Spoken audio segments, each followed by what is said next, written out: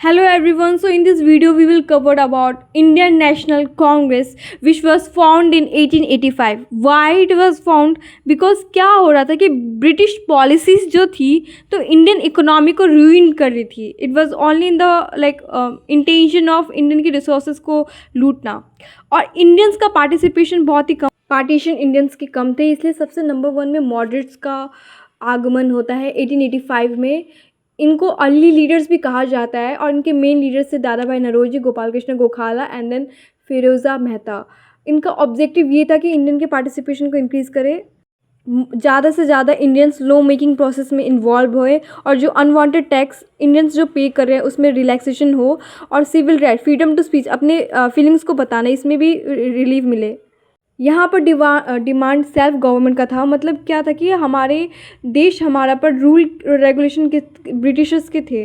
Method यहाँ पे use किया करते थे प्रेयर, पिटिशंस, मेमोरेंडा, मतलब अपना रिटर्न डॉक्यूमेंट्स ब्रिटिशर्स को देना. और ग्रेजुअली, और ये लोग बिलीव करते थे कि धीरे धीरे ही रिफॉर्म आ सकता है, ग्रेजुअली, एक बार से कुछ नहीं हो सकता.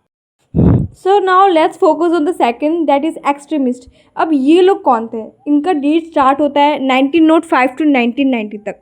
इनका बिलीव था कि ब्रिटिशर्स इतने आसानी से प्रे करने से और उनके सामने गिड़गिड़ाने से ये लोग हमें राइट्स नहीं देने वाले. ये डिमांड करते थे Swaraj, which means self rule, and wanted stronger action. क्योंकि ब्रिटिशर्स जानते थे कि ये इंडियंस बहुत मतलब भोले भाले से हैं. So here the main leaders are Bal Gangadhar Tilak, Bipin Chandra Pal and Lala Lajpat Rai, also known as Bal Pal Lal. The key word to remember their names.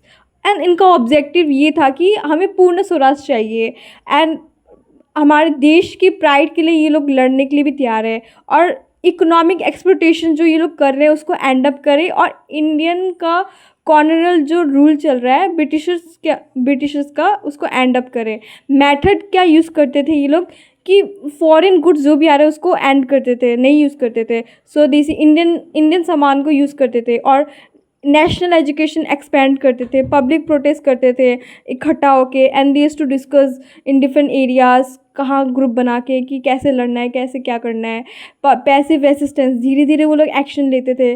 So extremist में थोड़ा gradual reform we can find कि थोड़ा अब प्रेयर एंड पिटिशन से बढ़कर अब थोड़ा हम लोग लड़ने वाले मूड में हैं. And we will cover more about it in the next. Now let's focus on revolutionaries.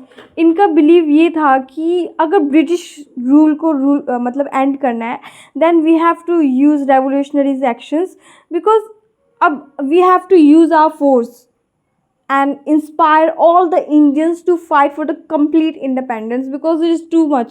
बहुत आराम से, प्यार से, पिटिशन से, प्रेयर से इनको समझा लिया, यदि this people are not going to understand, और इनका राज कभी ख़त्म नहीं होगा. The main leaders were Bhagat Singh, Chandrashekhar Azad and Khudiram Bose. इनका ऑब्जेक्टिव ये था कि ब्रिटिश रूल को कम्प्लीटली एंड करना है, इंडिया को इंडिपेंडेंट करना है, और inspire the patriotic and sacrifice, establish a free India. Method ये था कि एक ऐसी खुफिया ग्रुप बना के डिस्कस करना और अपने देश के लिए कुर्बान हो जाना.